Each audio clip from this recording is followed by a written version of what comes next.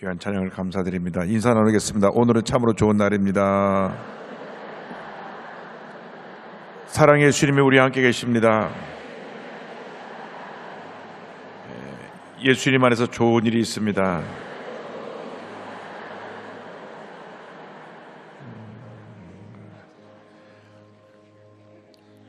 미국에서는 지금 한국에 전쟁 난다고 염려들을 굉장히 많이 하는 것 같습니다.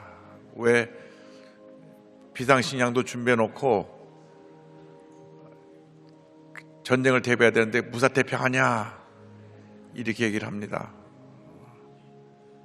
세상에 들려주는 얘기는 우리를 염려하고 근심하고 걱정하게 하지만 우리는 주님의 음성을 들어야 됩니다.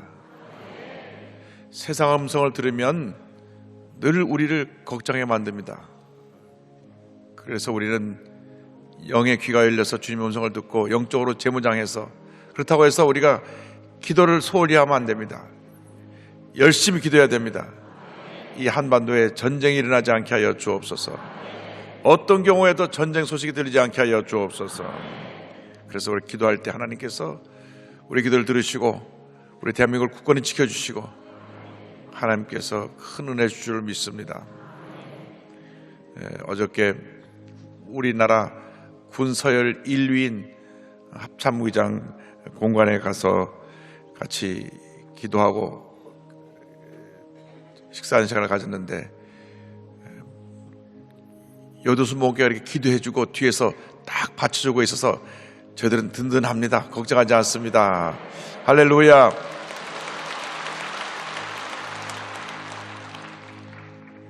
기도 외에는 다른 길이 없습니다.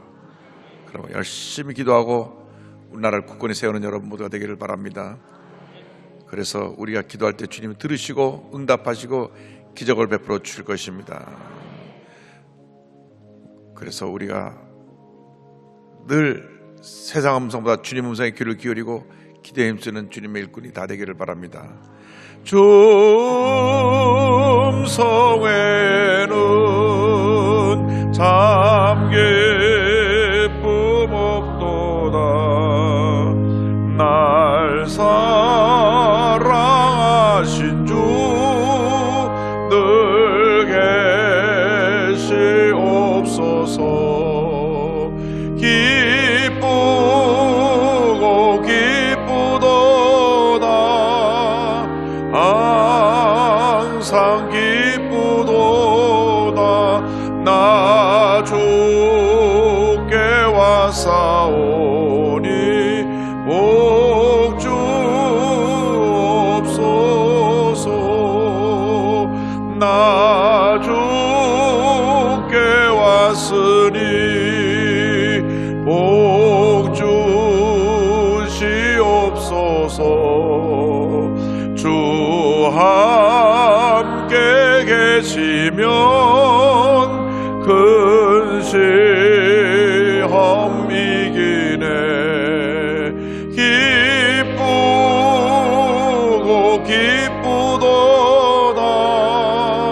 항상 기쁘도다. 나 주께 왔사오니 복 주옵소서. 주 떠나가시면 내 생명 헛되네. 기쁘나 슬플 때 늘 계시옵소서. 기쁘고 기쁘도다. 항상 기쁘도다.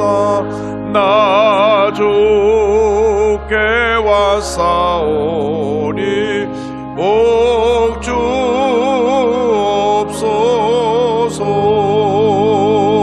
그 귀한 언약을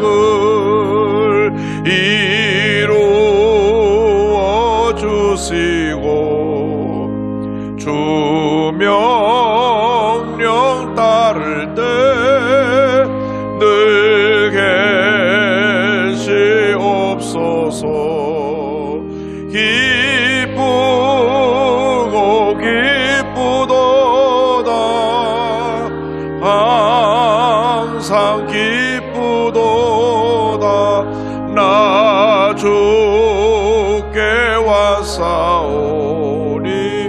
복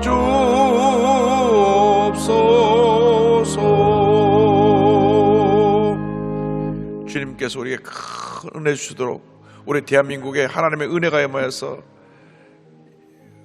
전쟁의 소식이 들리지 않게 하여 주시고 온 국민이 주님의 은혜 가운데 평안함을 누릴 수 있도록 주여 삼창하고 기도합니다. 주여 주여 주여.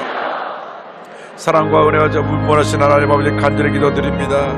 하나님께서 함께 하시고 축원하여 주셔서 우리들이 주 앞에 간절히 기도하는 간구와 기도를 들어 응답하길 간절히 바라옵곤 합니다. 오 주의 성령께서 역사인되어 축원하여 주옵소서. 하나님이여 함께 역사하여서 우리 대한민국을 국위하게 해주셔서 더 이상 전쟁 소식이 들리지 않게 하여 주시고 북한이 무력 도발을 포기하고 주님이여 남북 평화 통일의 날이 다가오도록 은혜 내려주시고 평창 올림픽이 평화의 올림픽이 되게 하여 주시고 하나님 아버지 이를 통하여 우리 온 국민이 한마음 되게 하여 주셔서 갈등과 대립과 주님의 분쟁과 다툼의 소식이 사라지게 하여 주옵소서. 할렐루야. 주님만을 제가 주님만 바라봅니다. 함께하여 역순되어 축원하여 주옵소서. 하나님의 놀라운 은혜로 말미암아 우리 앞에 나와서 기도하고 주의 프로젝트 간구하오니 들어 응답하여 주옵소서. 올 한 해 동안 지켜주신 하나님의 은혜를 감사하고 또 감사하고 감사합니다. 주님의 은혜가 아니면 우리가 여기까지 오지 않았을 것입니다. 모든 것이 주님의 은혜입니다.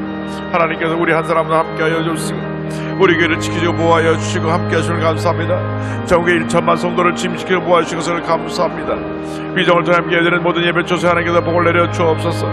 전국에 650여 예배 처소와 하나님 아버지 모든 지성전 제작교회 지교회 직할 성전 주님 일본에서부터 베트남까지 아시아 전역에서 함께 외일성으로 예배드리는 교회마다 인터넷과 TV를 통해서 예배드리는 성도들까지 복의 복을 더하시고 은혜 내려 주옵소서. 주여 주님만 의지합니다. 주님만 바라봅니다. 주여 주님만 의지하고 주님만 바라봅니다. 주여 주님만 의지하고 주님만 바라봅니다. 주여 주님만 의지하고 주님만 바라봅니다. 오 역사님 되어 주관하여 주옵소서. 할렐루야. 주님만 의지하고 주님만 바라옵소서. 하나님께 인도하여 주옵소서. 하나님 아버지 주님의 역사를 믿습니다. 주님 역사에 되어 주관하여 주옵소서. 역사하여 주옵 함께하여 주옵소서. 할렐루야. 주님만을 주님만 바라 함께하여서 하나님 영광 나타나게 하여 주옵소서. 우리 모두가 치료받고 변화받고 회복되는 은혜가 있게 하여 주옵소서. 하나님 아버지 한 해 동안 주님의 감사하고 또 감사합니다. 우리 모든 죄업을 회개하니 용서하여 주시고 일생 사람들은 넘치는 감사로 나게 하여 주옵소서. 함께하여 주옵소서. 역사하여 주옵소서.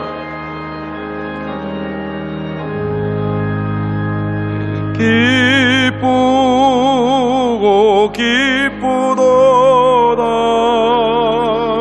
항상 기쁘도다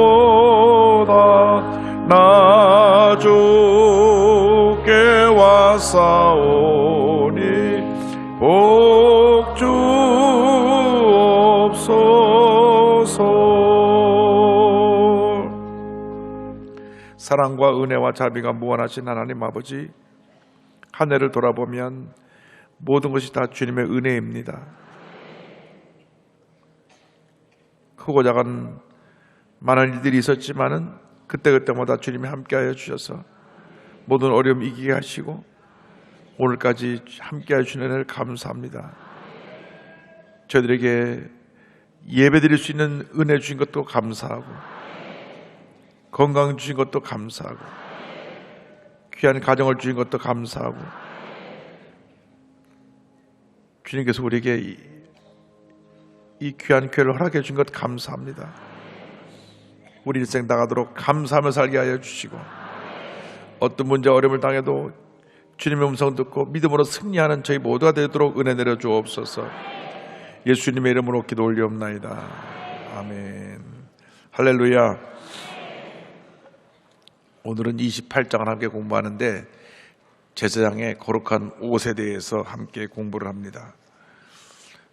옷 입는 것에 대해서 한 장 내내 자세하게 설명을 했는데 성막 짓는 것을 저들에게 지시하신 후에 이 제사장의 옷에 대해서 그리고 제사장 위임식과 그 직분 사명에 대해서 쭉 설명을 합니다. 그것은 이유가 있습니다. 이 제사장은 하나님께서 백성들의 영적 지도자로 세운 하나님의 종입니다. 그런데 구약 시대에 기름을 부어서 직분자로 세우는 세 종류의 직분자가 있었습니다. 첫 번째 직분자는 제사장입니다. 제사장은 백성들의 모든 죄를 하나님께 나와서 대신 고하고 제사받는 의식을 행하는 아주 중요한 직분자입니다. 그래서 제사장이 있었고, 그것은 사람의 편에서 하나님께 우리의 죄를 고백하고 죄사함을 받기 위해서 나가는 직분자고, 또 하나는 하나님 편에서 하나님의 뜻을 백성에게 전하는 선지자가 있습니다. 선지자, 예언자라고 하기도 하고 선지자라고 하기도 하는데, 선지자는 늘 주님의 음성을 백성들에게 전했습니다. 회개하라, 우상 숭배하지 마라, 하나님 말씀을 지켜 행하라. 계속 하나님 말씀을 그들에게 선포하는 선지자 직분을 가진 직분이 있었고, 하나님 편에서 인간에게 말씀을 선포하는 것이 선지자 직분이고, 하나님과 인간 중간에서 하나님의 뜻을 받들어서 백성을 잘 다스리는 사람이 왕입니다. 왕에게 기름을 부었습니다. 그래서 세 직분자가 기름 부음을 받았는데 제사장, 선지자, 왕입니다. 그런데 예수님은 이 땅에 우리의 제사장으로서, 왕으로서, 선지자로서 오신 것입니다. 기름을 붓다고 하는 것은 하나님의 임재, 하나님이 함께 하신다는 영적인 상징인데, 성령의 기름 부음을 받고 주님의 일을 감당할 것을 말씀하고 있습니다. 그래서 여러분들이 일생 살아가는데 제일 중요한 것은, 여러분 이미 예수 믿을 때 영적 제사장이 되었기 때문에 성령의 기름 부으심을 받아서 늘 주님이 기뻐하신 뜻대로 살아가는 우리 모두가 되어야 되는 것입니다. 먼저 제사장의 직분과 옷에 대해서 1절 말씀 다 같이 함께 보겠습니다. 너는 이스라엘 자손 중 내 형 아론과 그의 아들들과 곧 아론과 아론의 아들들 나답과 아비우와 엘라살과 이다말을 그와 함께 내게로 나오게 하여 나를 섬기는 제사장 직분을 행하게 하되. 제사장이 뭘 하느냐? 하나님을 섬기는 것입니다. 우리의 삶의 궁극적인 목적은 하나님을 섬기는 것입니다. 하나님을 기쁘시게 하는 것입니다. 하나님을 영화롭게 하는 것입니다. 예수 믿는 사람들이 하나님 뜻과 반대되는 길로 가면 절대로 안 됩니다. 성경에서 하지 말라고 한 것은 절대 하면 안 됩니다. 하지 말라고 했기 때문에. 성경이 하라고 하는 것은 하면 되고, 하지 말라고 하는 것은 하지 않으면 됩니다. 이것이 바뀌면 그 삶에 큰 문제와 어려움이 다가오는 것입니다. 오늘 새벽 기도에도 우리 남준희 목사님이 말씀을 많이 읽고 말씀대로 살라고 강조하고 또 강조했는데, 성경이 그렇게 하라고 했으니까 그렇게 우리가 말씀을 읽고 말씀을 묵상하고 지켜서 하루에 30장, 50장도 막 읽고 기도하고 나아가면 복이 많은 것입니다. 할렐루야. 그래서 우리에게 중요한 것은 하나님이 하라는 것만 하면 됩니다. 하나님이 기뻐하신 것만 하면 됩니다. 그래서 제사장들이 하나님의 뜻을 받들어 행했는데, 제사장들이 구약시대에 어떤 역할을 감당했느냐? 그 제사 드리는 일, 예배 드리는 일, 이걸 제사장들이 관장을 했습니다. 그래서 여러분 물론 다 영적으로 제사장이지만, 여러분 각기 여러분에 맡겨진 일이 따로 있고, 특별히 하나님이 택해서 넌 이제부터 다른 거 하지 말고 100% 주님을만 하라 불러서 이렇게 성제가 된 사람은 예배하는 일에 최선을 다하고 예배를 주관하는 일을 감당해야 되는 것입니다. 그래서 주의 종에게 주신 사명 가운데 제일 중요한 사명이 예배입니다. 예배. 참 중요한 거예요. 근데 어떤 한 예배도 소홀히 하면 안 됩니다. 새벽 예배도 소홀히 하면 안 되고, 수예배도 소홀히 하면 안 되고, 금요 성령 대마에도 소홀히 하면 안 되고. 옛날에는 예배라고 막 모든 것 다 뒤로 제껴놓고 열심히 나와 예배 드렸는데, 요즘 조금 열심이 사라지고 간절함이 사라져가지고 금요 성령 대마가 예전보다 많이 줄었단 말이에요. 그래서 제가 금요 성령 대마에 교구 버스 오는 사람 숫자를 다 조사해서 갖고 와라. 다 가서 제가 통계를 보니까 문제가 있는 교회가 상당히 있어요. 제가 누구라고 오늘 발표는 안 하겠습니다. 이건 안 된다. 교회에서 버스비를 내서 버스를 타고 오는데 45명까지 탈 수 있는 버스를 10명이 타고 온다. 그것은 교회의 헌금을 낭비하는 것이다. 그렇게 하면 안 된다. 그렇게 하면 안 된다. 특단의 대책을 세워서 사람 꽉꽉 채우든지 아니면 버스를 오지 않게 하든지 둘 중에 하나다. 지시를 내렸습니다. 왜? 예배가 소중하기 때문에. 예배를 드리는 일은 다 열리지 않게 놓고 열심을 나와서 참여해야 되는데 예배 안 드리고 뭐 하신지 모르겠어. 여기 계신 분 말고 지금 집에서 TV 보는 분에게. 그래서 예배 드리는 데 최선을 다하시고 그 다음에 말씀을 가르쳐 주시는 일을 우리 제사장이 하셨고 그 다음 선지자 역할도 대신했습니다. 선자가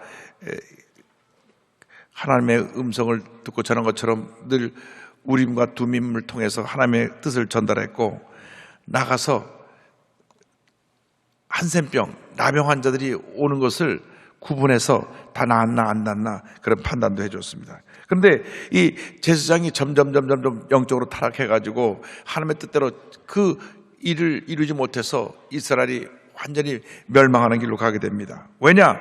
인간이기 때문에. 제사장도 인간이기 때문에 늘 성령 충만하지 않으면 실수하게 되고 잘못된 길을 갈 수 있는 것입니다.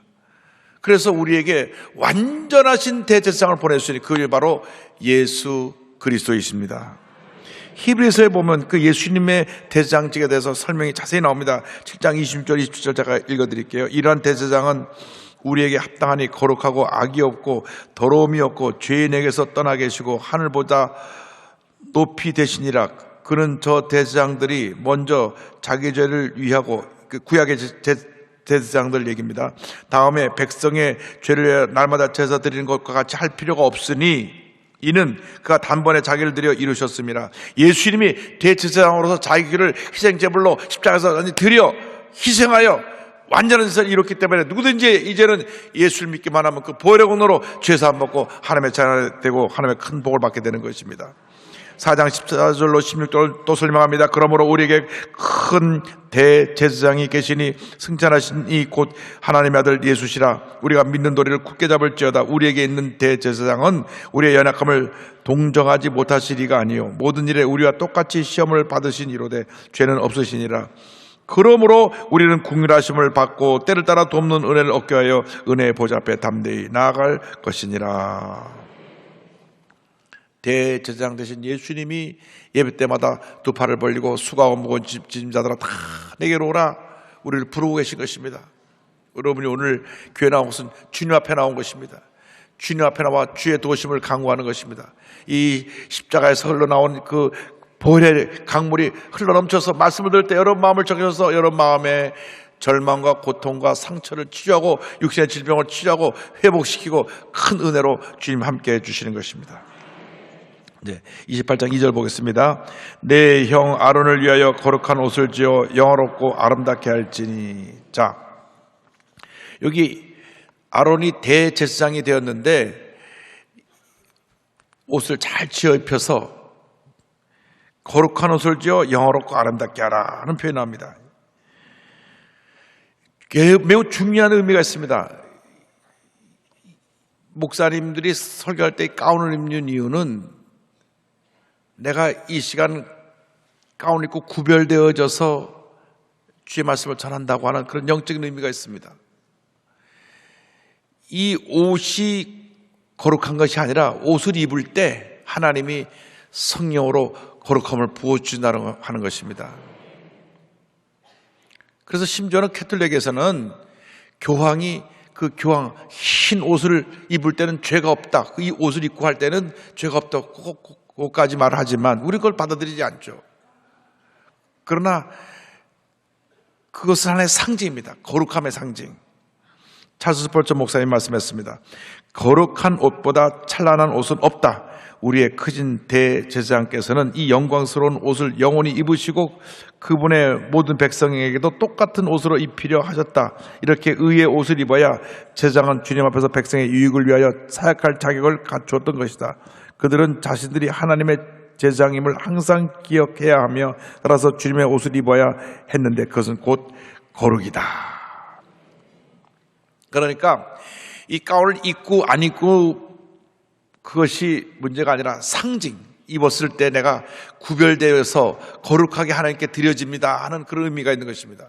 왜 찬양대가 여러분처럼 편하게 아무 옷이나 입고 좋은데 가운 입고 있느냐? 내가 이 찬양을 할 때는 거룩하게 구별되어서 하나님께 찬양을 올려드립니다. 그런 의미가 있는 거예요. 더운 여름에 가운 입으면 이 속이 푹푹 찝니다. 그러나 이 옷을 입는 이유는 하나님 앞에서 내가 구별되어서 드립니다. 물론 요즘은 많이들 이 가운을 안 입어요.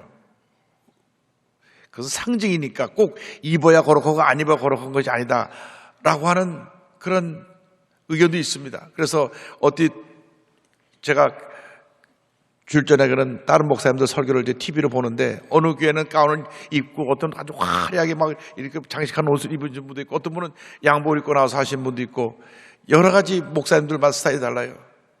미국 목사님도 넥타이도 안 매고 그냥 티셔츠 바람에 청바지 입고 나서 이러고 설교하시다 하고 전 그거 그렇게 흉내를 못 내겠더라고요. 제가 그랬다면 이 목사 이렇게 됐나 보다. 중요한 것은 이 옷을 입었든지 입지 않았든지 내가 거룩하게 구별되어져서 하나님께 예배드린다. 거룩이라고 하는 옷처럼 중요한 것이 없다. 거룩의 뜻은 뭐냐? 분리입니다. 분리. 죄와 분리. 내가 세상에 이 더러운 것과 분리되고 잘못된 생각과 분리되고 미움과 원망과 분리되고 부정적인 생각과 분리되고 하나님을 기쁘시게 하는 모습이 바로 거룩인 줄로 믿습니다. 그래서 이제 거룩의 옷을 지어 입혀라. 3절이요. 너는 물은 마음에 지혜 있는 모든 자 곧 내가 지혜로운 영으로 채운 자들에게 말하여 아론의 옷을 지어 그를 거룩하게 하여 내게 제사장 직분을 행하게 하라. 여기 또 중요한 말씀이 나옵니다.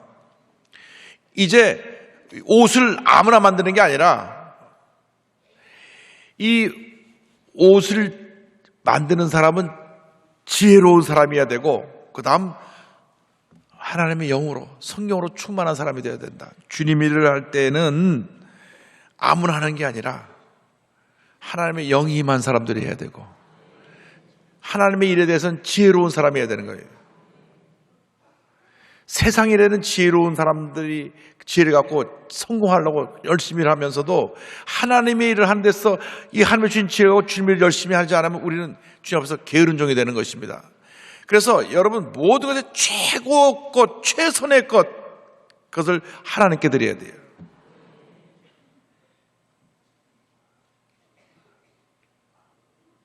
아무거나 적당히 하면 안 돼요. 우리 한국에서 이 사과를 수출하는데 수출하려면 이 사과를 정밀하게 다 씻고 그 다음에 한번 살짝 코팅을 한 다음 전체를 둘러봐서 요만한 점도 없어야 돼요. 요만한 점이 만약 하나 있으면 배 타고 가는 동안에 그게 커서 썩어버려요. 요만한 점인데 나중에 보면 그만큼 사과 3분의 1 썩어버리는 거예요.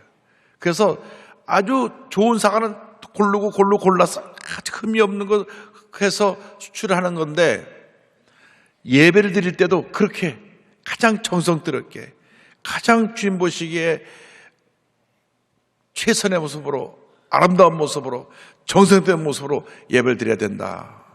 할렐루야. 상습적으로 예배에 늦는 사람들은 문제가 있는 거예요. 상습적이라는 말을 내가 앞에 붙였어요. 어쩌다 오다가 도로에서 앞차가 사고 나가고 밀려갖고 늦게 올 수는 있어요. 그럼 한 10년에 한 번 정도 그런 일이 있을 수 있어요. 10년에 한 20년에 한 번 정도 될 수 있죠. 그런데 이분은 밤낮 들어오면 만복에 거는 팀도 있고 언제나 대표기도 팀도 있고 사도신경 팀도 있고 성가대 찬양 팀도 있고 다 있어요. 제가 여기서 다 보고 있어요. 습관이에요. 고쳐야 돼요. 회사에서 면접 시험 보러 온다고 9시 오라는데 9시 10분에 갈 사람 어디 있어요? 그 전에 가서 기다리지. 왜? 내가 붙냐 떨어지냐 한데. 아니, 회사 합격을 앞두고 면접 시험 보러 늦게 와? 들어오자 늦었으니까 땡, 불합격. 예배 늦게 들어오는 사람 문 닫고 돌아가라 그러면 다 시험에 들 거예요. 그렇게 하지는 않지만 제가 말씀드리는 건 최선을 다하는 모습. 할렐루야. 늘 성령으로 충만해서 최선을 다하게 되기를 바랍니다. 이제 옷을 지어 입히는 장면이 4절입니다. 그들이 지을 옷은 이러하니 곧 흉패와 에봇과 고독과 반포 속옷과 관과 띠라. 그들이 내 형 아론과 그 아들들을 위하여 거룩한 옷을 지어 아론이 내게 제사장 직분을 행하게 하라. 그래서 이제 이런 옷을 지어라. 그런데 옷 종류가 8가지예요. 8가지 옷을 입는 사람은 대제사장이고 나머지 제사장은 4가지 옷을 입었습니다. 그 재료를 5절에 설명합니다. 그들이 쓸 것은 금색 실과 청색, 자색, 홍색 실과 가늘게 꼰 배실이니라. 그래서 이렇게 최고의 좋은 것으로 금색, 청색, 자색, 홍색 실로 꼬운 배실로 저 옷을 만들어서 제사장이 입었습니다. 그 다음에 에봇이라고 이제 그 앞에 어디 입는 조끼 같은 것인데 6절로 8절 에봇 만들게 나옵니다. 그들이 금색 실과 청색, 자색, 홍색 실과 가늘게 꼰 배실로 정교하게 짜서 에봇을 짓되 그것에 어깨바지들을 달아 그 두 굿을 이어지게 하고 에봇 위에 매는 띠는 에봇 짜는 법으로 금실과 청색, 자색, 홍색 실과 가늘게 꼰 배실로 에봇에 정교하게 붙여 짤치며 이 에봇은 이 가운 위에 덧입는 이 조끼 같은 옷이에요. 저기 표현에 모습이 나오는데 이게 위에 두 끈으로 해가지고 이렇게 그 에봇을 만드는데 이 에봇에 이제 보석을 갖다가 달아서 호마노를 붙이는 장면이 9절로 14절입니다. 다 같이 보겠습니다. 호마노 2개를 가져다가 그 위에 이스라엘 아들의 이름을 새기되 그들의 나이대로 6 이름을 한 보석에 나머지 6 이름은 다른 보석에 새기라. 보석을 새기는 자가 도장에 새긴같이 너는 이스라엘 아들들의 이름을 그 뒤 보석에 새겨 금태에 물리고 그 두 보석을 에봇의 두 어깨바지에 붙여 이스라엘 아들의 기념 보석을 삼되 아론이 야훼 앞에서 그들의 이름을 그 어깨에 메워서 기념이 되게 할지며 너는 금으로 태를 만들고 순금으로 놓고처럼 두 사슬을 닦고 그 따은 사슬을 그 태에 달지니라. 이게 큰 어깨에 호마노 보석을 2개 얹어서 이 옷을 만드는데 거기에 6지파 6지파 이름을 새겨가지고 늘 하나님 앞에 설 때에 하나님께서 12지파를 기억하게 하도록 그렇게 한 상징을 하게 했습니다. 그 다음에 이제 앞에 판결 흉배 만드는 것이 15절로부터 30절인데요. 15절로부터 21절까지 보겠습니다. 너는 판결 흉배를 에봇 짜는 법으로 금실과 청색, 자색, 홍실과 홍색실과 가늘게 꼰 배실로 정교하게 짜서 만들되 길이와 너비가 한 뼘씩 2겹으로 네모반듯하게 하고 그것에 4줄로 보석을 물리되 첫 줄은 홍보석, 황옥, 녹족이요 두 줄은 송유석, 남보석, 홍만호요 셋 줄은 호박, 백만호, 자수정이요 넷째들은 녹보석, 호마노, 벽옥으로 다 금태에 물릴지니 이 보석들은 이스라엘 아들의 이름대로 12이라 보석마다 12지파에 한 이름씩 도장을 새기는 법으로 새기고. 자, 여기 보면 그 에봇 위에 이제 그 흉배를 붙이는데 그 안에 우림과 둠밈 있고 그 다음에 그 흉배 위에 12개 보석이 있습니다. 12개 보석이 있는데 최고급 보석으로 달아놨어요. 홍보석, 그 다음에 황옥, 녹주옥, 보석도 많아요. 석류석, 남보석, 홍만호, 호박, 러시아 가니까 호박들을 많이 샀더만, 백만호, 자수정, 녹보석, 호만호, 벽옥. 전 여기 루비나 사파이어밖에 모르겠는데 여러 가지 이런 종류의 보석들을 갖다가 달아가지고 그 12지파 이름이 거기다 새겨 있었어요. 새겨가지고 하나님 앞에서 이 흉배를 입고 늘 나와서 이 12지파 우리 모든 지파를 대표해서 대제사장이 나와 하나님 앞에 예배를 드리는 것입니다. 그때 하나님께서 그 대장을 보시고 12지파를 복 내려주시고 은혜를 내려주셨습니다. 22절로부터 29절까지 그것을 다는 그 여러 가지 그 설명이 또 나옵니다. 보겠습니다.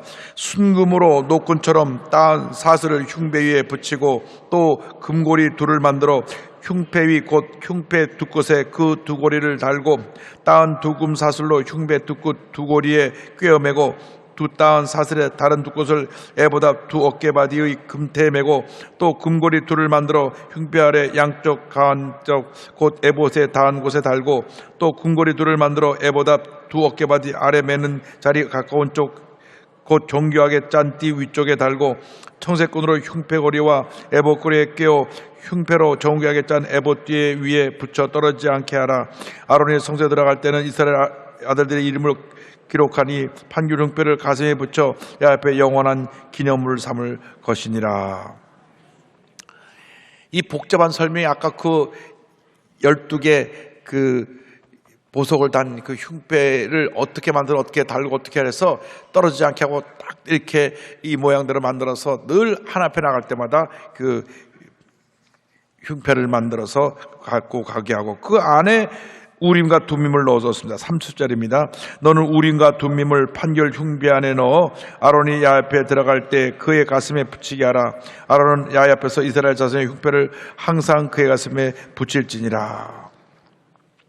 우림과 둠밈이라는 것이 나오는데 이것은 뭐냐면 하나님의 뜻을 물을 때 하나님께서 그 뜻을 깨닫게 하기 위해서 이 우림과 둠밈 두 개를 놓고 하나님이 이것을 뽑아서 이 제비복 형식으로 뜻을 계시해 주었습니다. 구약에 그 제비복기를 통해서도 계시해 주었는데 구약 학자 브루스 윌킴 박사님이 쓴 책을 보면 구약에는 이렇게 하나님의 뜻을 가르쳐 줬습니다. 첫 번째로 선자를 통해서, 두 번째는 우림과 둠밈을 통해서, 세 번째 제비복기를 통해서, 네 번째 꿈과 환상을 통해서, 다섯 번째 표징을 통해서, 여섯 번째 상을 통해서, 일곱 번째 말씀을 통해서. 이것이 구약시대 방법이고 지금은 그 방법대로 하면 안 됩니다. 지금은 어떤 방법을 해야 되냐. 첫째로 성경을 읽어라. 성경. 여러분들이 새해에는 도전을 해서 하루에 10장씩 읽겠다. 아멘. 여기 앞에만 했어요. 하루에 10장씩 읽겠습니다. 그러면 1년에 4번 읽어요. 4번.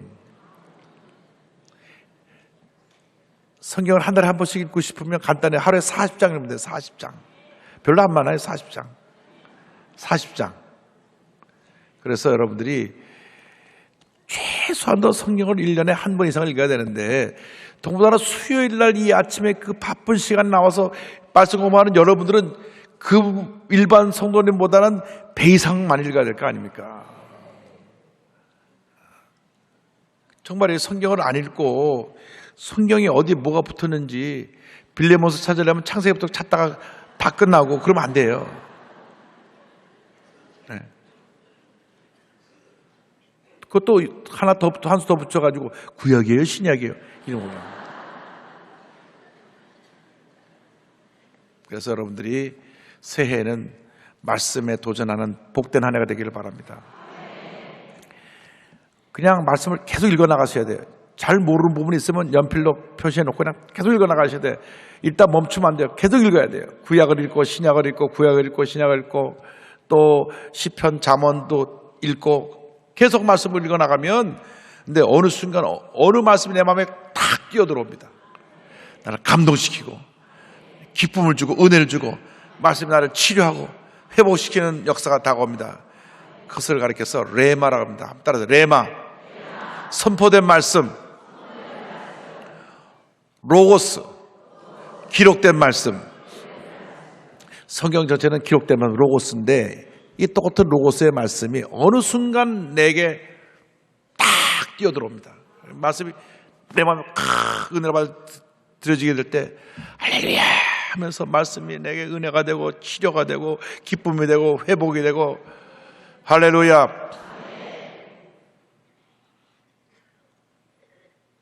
말씀의 역사가 있어요. 김정은 교수라는 분이 동국대학 나오고 불교를 전공해갖고 그 다음에 승려가 돼서 군대 군승으로 들어가가지고 우리 기독교는 군대 가는 목사님들 계시잖아요. 근데 군에는 승려를 군승이라고 합니다. 승려가 돼가지고 군대를 졸업하고 난 다음에 나와가지고 어떻게든지 기독교를 박멸하자. 한국의 교회를 싹쓸 없애자. 그래가지고 뭐 종교 무슨 단체를 만들어가지고 계속 기독교를 공격하는 거예요. 그냥. 어쨌든 기독교를 갖다가 이만한 약점에서 크게 광고내고 막 때리고 매스컴에 보내고 막 흔들고 어쨌든 흠집 내기를 하는데 어느 날 딱 TV를 틀고 목사가 또 얼마나 거짓말하나 보자. 목사 흠집 잡으려고 설교를 듣다가 그냥 불을 받아버렸어요. 할렐루야. 우리 교회 와서 여러분 설교했던 한기채 목사님 설교를 듣다가 그냥 성에 불이 떨어졌어요. 그래갖고 자기가 지금까지 기독교를 무너뜨리려고 했던 모든 잘못을 회개하고 이제는 그러한 것을 막는 일을 하는데 열심히 일을 하고 있습니다. 이게 말씀의 역사예요. 말씀의 역사는요, 기독교를 무너뜨리려고 하던 사람도 말씀으로 뒤집어진 역사가 나타나는 것입니다. 첫째로 성경을 읽어라. 둘째로 하나님을 향한 마음을 키워라. 무슨 말씀인가 하면 늘 하나님을 향해서 주님을 사모하고 주무자고 하나님의 뜻대로 살기 원하는 열린 마음이 되어 있어야 됩니다. 셋째로 마음을 지키라. 마음의 소원이 그리스도를 본받는 것에 부합하는가? 내 마음, 내 뜻, 내 계획이 과연 주님이 원하시는 모습인가를 늘 물어봐야 돼요. 여러분 성질 있다고 마음대로 성질 부리고 살면 안 돼요. 이제는 그러면 안 된다니까요. 그건 예수 믿기 전 얘기고 예수 믿고 난 다음에는 그러면 안 된다니까요. 왜? 그 주님이 기뻐하시는 건 나 잘 살펴봐요. 이게 주님이 원하시는 모습인가 아닌가? 성질내고 신경질을 부리고 소리 지르는 것이 주님이 기뻐하시겠는가? 절대 아니잖아요. 그 부부싸움 하기 전에 통성기도 하고 싸우시라고. 하나님이 우리 마음을 지키게 해줘야 돼요. 여러분, 내가 하고 싶은 대로 다 하고 살면 안 됩니다. 그러면 잘못되는 거예요. 소리 지르고 싶으면 다 소리 지르고 신경질 내고 싶으면 다 신경질 내고 그러면 상처가 되는 거예요. 네 번째, 교회 공동체의 지혜로운 조언을 구하라. 교회 내 교구장님들 계시고 우리 또 협의회장님들 계시고 또 우리 지역장님 계시고 그 자꾸 자문을 해야 돼요. 지역장님에게 자꾸 누가 어디 성경 공부하러 가자는데 가도 될까요? 물어보면 되는데 저게 비밀 그리고 살짝 갔다 오니까 이 잘못되는 거예요. 그 불량식품 먹고 배탈나는 거 똑같아요. 신천지는 성경 공부하자고 몰래 꼬여가지고 데려가가지고 세뇌시키는데 내가 어느 목사님 얘기 들었는데요. 그 교회에 이름을 대면 누구나 알 수 있는 교회인데 그 교회 장로님 부인 되는 권사님을 1년 동안이나 모르고 신천지를 따라갔다. 1년 동안이나. 1년쯤 지나니까 다 세뇌가 된 줄 알고 영상을 탁 틀었는데 이만희가 아이고 이거 신천지구나. 1년 후에 돌아 나왔대. 1년 후에. 돌아 나왔기 망정이지. 근데 따라가면 안 된다니까요. 그래서 조언을 구해야 돼. 다섯 번째, 하나님의 섭리를 인정하라. 모든 것 주님께서 다 이루어진 것을 믿고 주님의 섭리 인정하고. 여섯 번째, 하나님이 주신 훈련된 지각을 사용하라. 성경, 자신의 재능, 능력, 상황, 전반적인 계획, 책임을 고려해 결정해라. 그러니까 여러분들이 갖고 있는 모든 여러분의 있는 재능을 주신 것을 가지고 하나님의 뜻을 구해야지 그저 전혀 이런 영적인 준비가 되지 않은 상태로 그냥 이 사람 말 들어보고 저 사람 말 들어보고 여기 가서 기웃거리고 저기 가서 기웃거리고 그래서 우리 교회에서 하는 성경 프로그램에도 다 참석하기도 바쁜데 딴 데 갔다 오더라고. 딴 데 가서. 그래서 거기 가서 와서 또 그런 질문을 또 해요. 갔다 와서 거기서 그런 말 하던데 어떻게 생각하세요? 그걸 또 올려 또 게시판에. 아이고 참 답. 그래서 그런 건 이렇게 그렇지 않습니다. 하도 요즘 TV나 유튜브나 이게 인터넷에 이상한 이단들이 많이 싹 가장하고 나타나기 때문에 조심해야 됩니다. 그리고 하나님의 개입을 인정하라. 하나님께서 우리 삶 가운데 역사하신 하나님의 절대 주권을 인정해야 되는 것입니다. 그래서 우리가 깨닫게 될 것은 하나님의 뜻을 깨닫기 위해서는 늘 말씀을 묵상할 것. 말씀을 많이 읽어야 됩니다.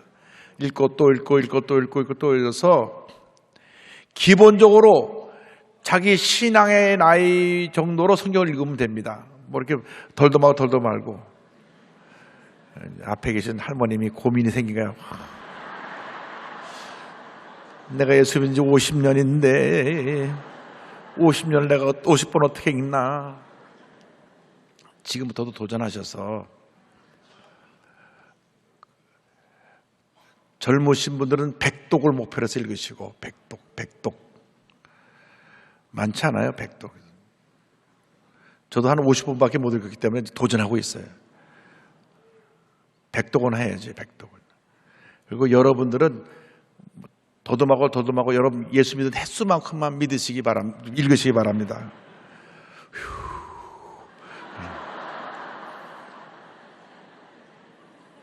정말이에요. 제가 이것은 간곡히 부탁을 하는 것이고 또 명령이기도 합니다.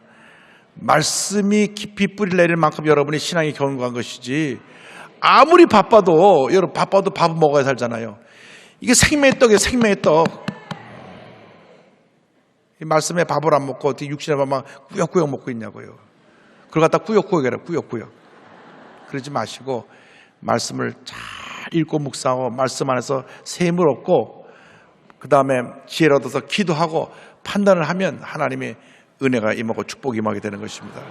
그러므로 우리가 한 번뿐인 인생 살다 가는데 그냥 어느 날 갑자기 날 부르실 줄 모르는데 그때를 늘 대비해서 말씀 많이 보고 기도하고 하나님 뜻 가운데 살다가 주님 앞에 부름 받는 여러분 되기를 바랍니다. 언제 주님이 우리를 부르실지 몰라요. 그렇기 때문에 늘 우리가 말씀과 동행만 살다가 주님의 음성 듣고 주님의 음성 앞에 결단하고 주님을 기쁘게 하는 삶을 살다가 주님 앞에 갈 수 있는 우리 모두가 되기를 주님의 이름으로 축원합니다. 기도하겠습니다. 사랑과 은혜와 자비가 무한하신 하나님 아버지, 저희들이 주 앞에 나와서 말씀을 통해서 다시금 우리를 돌아보게 하시고 말씀 통해서 우리 깨닫게 하신 것을 감사합니다. 새해에는 말씀과 동행하는 복된 한 해 되게 하여 주시옵소서. 새해에는 말씀과 동행하며 말씀 인도함을 따라 살며 말씀을 따라 결정하고 말씀을 따라 판단하고 말씀을 실천하여 복받는 인생 살게 하여 주옵소서. 예수님만이 우리의 구세주가 되셔서 우리의 일생 동안 복을 주신다는 사실을 깨닫게 하시고 말씀의 인도함을 받아 승리하는 삶을 살아가는 저희 모두가 되게 하여 주옵소서. 예수님의 이름으로 기도 올리옵나이다. 아멘.